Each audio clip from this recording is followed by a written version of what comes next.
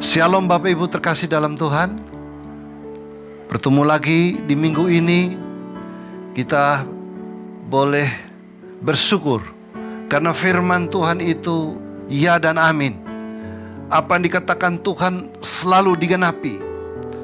Hati Tuhan sangat rindu kepada kita semua.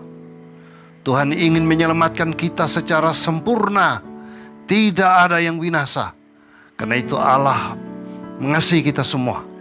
Saudara-saudara, namun dalam realita kehidupan kita lihat sekarang, kita berada di tengah-tengah dunia. Kita diperhadapkan dengan banyak masalah. Kita diperhadapkan dengan bermacam-macam ancaman. Kita diperhadapkan dengan bermacam-macam krisis. Nah, di pagi hari ini saya ingin mengajak kita untuk merenungkan firman Tuhan dari kitab Kejadian pasal yang ke-6 dan pasal yang ke-7.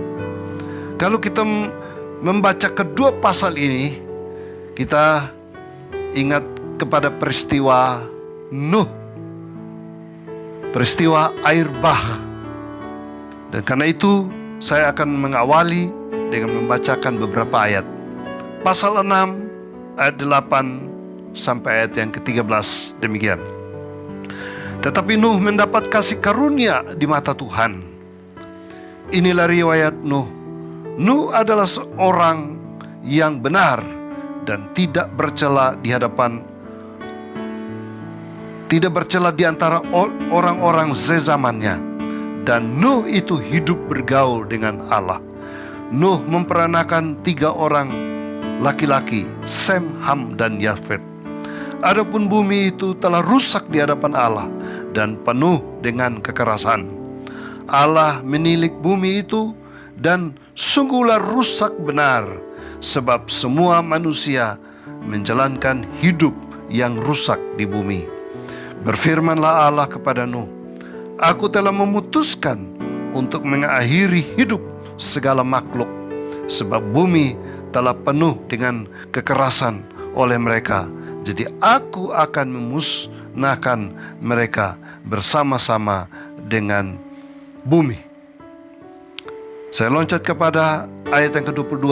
Lalu Nuh melakukan semuanya itu tepat seperti yang diperintahkan Allah kepadanya. Demikianlah dilakukannya. Pasal 7 ayat 1. Lalu berfirmanlah Tuhan kepada Nuh, Masuklah ke dalam bahtera itu, engkau dan seisi rumahmu, sebab engkaulah yang kulihat benar di hadapanku di antara orang zaman ini. Saudara-saudara yang terkasih di dalam Tuhan Yesus Kristus, cerita tentang Nuh sudah familiar bagi kita. Mungkin sudah diajarkan kepada kita sejak masih di bangku sekolah minggu. Dan situasi yang diperhadapkan kepada Nuh, saudara-saudara, tidak beda dengan zaman sekarang. Dunia di mata Allah, saudara-saudara. Pada zaman Nuh, di mata Allah, Allah melihat bahwa manusia telah menjalani hidup yang rusak, hidup yang tidak berkenan kepada Allah. Allah menyatakan penyesalannya juga karena ia telah menciptakan manusia. Ternyata manusia hidup rusak di hadapan Allah. Allah mengatakan bahwa manusia itu hanyalah daging saja. Karena itu rohnya tidak selamanya diam di dalam diri manusia. Dunia di mata Allah yang sudah rusak, dunia akan dimusnahkan oleh Allah. Dan keputusan Allah berdasarkan kedaulatan Allah, Allah akan memusnahkan seluruh manusia di muka bumi dan semua ciptaannya kecuali Nuh. Dan ini menarik saudara-saudara, bahwa kita pada masa kini kita perlu memahami bagaimana dunia juga di mata Allah. Nah, dunia di mata Allah zaman sekarang saudara-saudara, yaitu dunia yang dihuni oleh kurang lebih 7 miliar penduduk manusia pada zaman ini. Bagaimana secara moral bagaimana secara spiritual, apakah manusia zaman ini pun benar di hadapan Allah atau tidak? Nah, saudara-saudara, karena itu mari kita selalu merefleksi diri berada di tengah-tengah dunia ini. Kalau kita lihat dunia zaman sekarang, menurut saya tidak ada bedanya dengan zaman Nuh. Ada krisis moral terjadi di sana. Perilaku hidup rusak, hidup tidak benar, hidup memberontak terhadap Allah, sama seperti zaman Nuh. Krisis iman spiritual. Banyak orang pada zaman ini menjadi ateis, tidak mau mengakui keberadaan Allah, hidup jauh dengan Allah, tidak mau bergaul dengan Allah. Saudara-saudara, apa bedanya? Bahkan kita berbagai-bagai krisis sedang diperhadapkan. Bahkan krisis ekonomi mungkin menjadi krisis global akibat daripada ancaman virus corona. Saudara-saudara, di tengah berbagai kondisi yang ada di dalam dunia yang terus berubah-ubah, mari kita sebagai orang percaya selalu merefleksi diri dan melihat rencana-rencana Allah yang indah dalam kehidupan kita. Kondisi dunia pada zaman Nuh, saudara-saudara, ternyata Nuh ini adalah orang yang benar di mata Tuhan. Karena itu saudara-saudara, tema kita, bagaimana supaya kita bisa luput dari murka Allah bagi dunia ini. Kalau dunia ini sudah rusak dan Allah merencanakan untuk memusnahkannya, dan saudara-saudara, siapa yang bisa luput daripada ancaman ini? Kalau kita belajar dari Nuh, kisah Nuh ini, siapakah orang yang luput dari murka Allah bagi dunia yang sudah rusak ini? Yang pertama, orang yang luput adalah orang yang mendapat kasih karunia. Ayat pasal yang ke-6 ayat 8 mengatakan begini, tetapi Nuh mendapat kasih karunia di mata Tuhan. Saudara-saudara, luar biasa. Nuh mendapat kasih karunia di mata Tuhan. Kasih karunia di mata Tuhan. Kalau kita membaca perjanjian baru, Allah ingin menyatakan kasih karunia-Nya kepada semua umat manusia. Yohanes 3 ayat 16. Allah ingin menyatakan kasih-Nya karena begitu besar kasih Allah bagi dunia. Itu kasih. Sehingga Ia mengaruniakan anaknya yang tunggal. Karunia. Jadi kasih karunia Allah bagi manusia telah dinyatakan, yaitu Dia datang untuk menyelamatkan manusia dari dosa.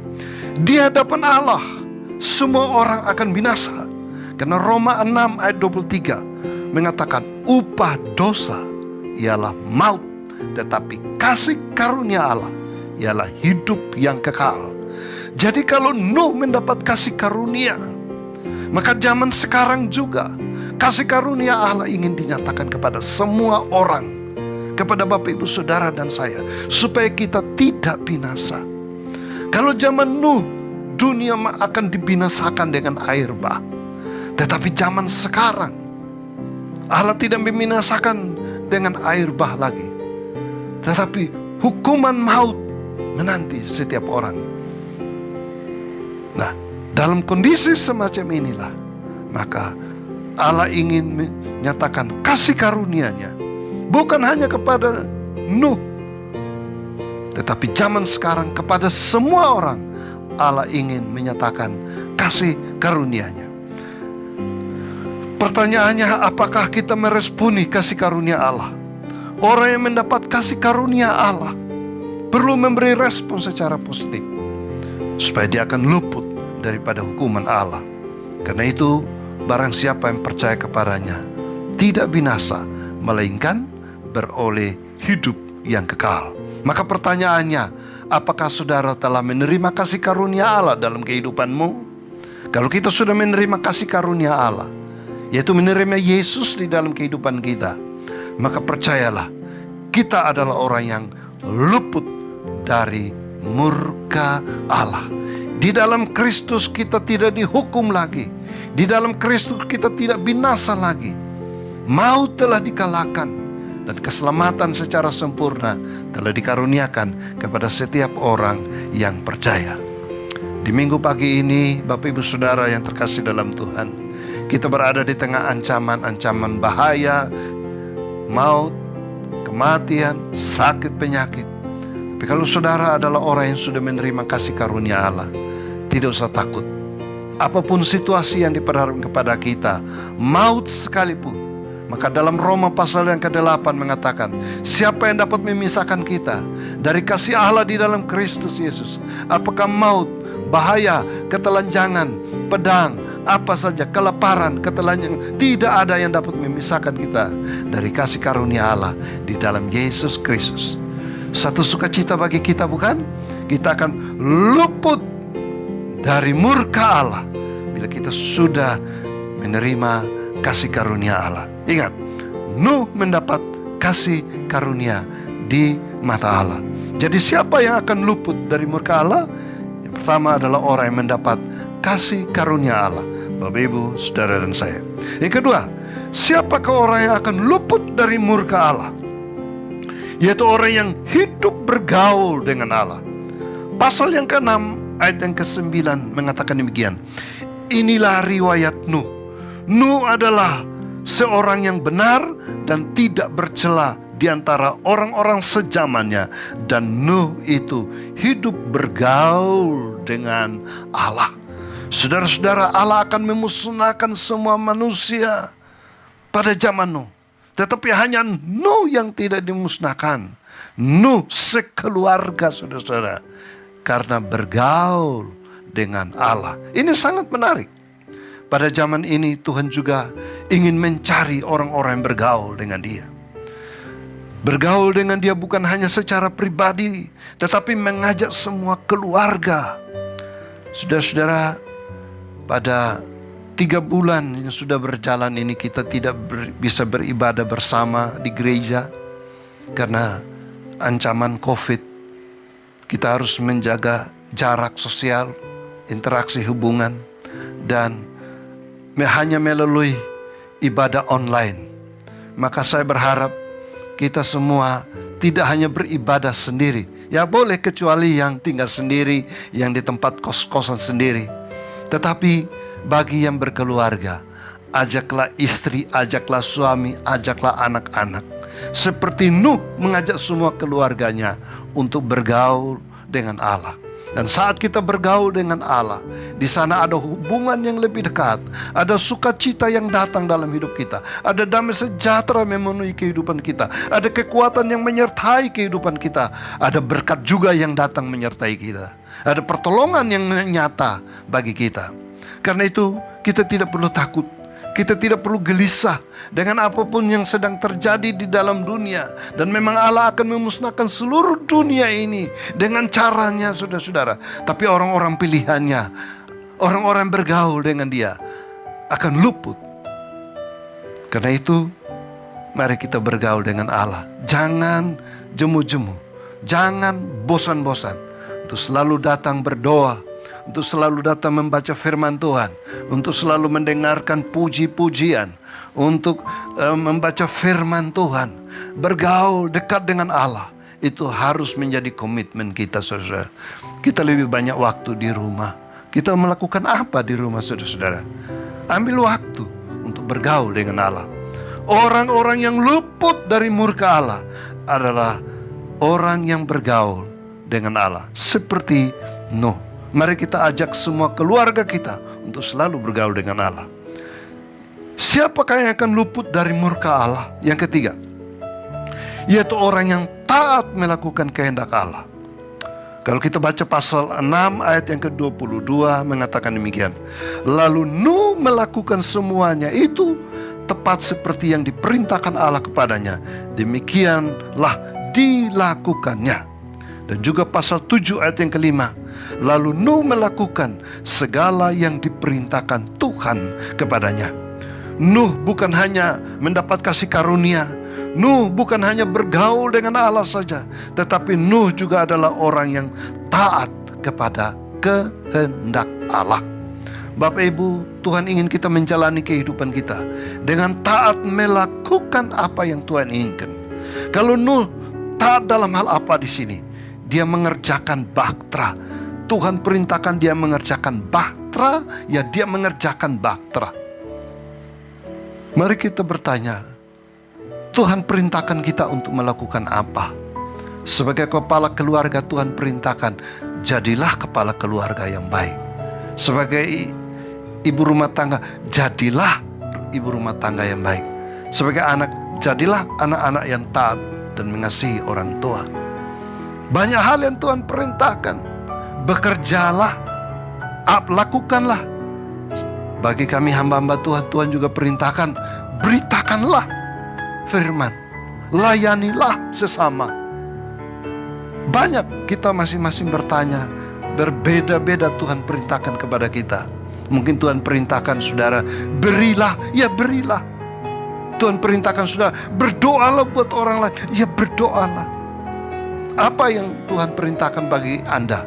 Untuk lakukan bagi kemuliaan Tuhan, untuk lakukan bagi sesama. Nuh diperintahkan untuk melakukan bahtera, mengerjakan bahtera untuk menyelamatkan keluarganya. Dan menyelamatkan juga binatang-binatang yang ada. Jadi saudara-saudara, apa yang Tuhan perintahkan? Taat, lakukan itu. Orang yang luput dari murka Allah adalah orang yang taat melakukan kehendak Tuhan. Karena itu, mari kita hidup bukan memaksakan mengikuti kehendak kita saja. Selama kita hidup di dunia, kita hanya memuaskan keinginan diri kita saja, keinginan daging kita ini. Tapi kita tidak pernah hidup memuliakan Allah.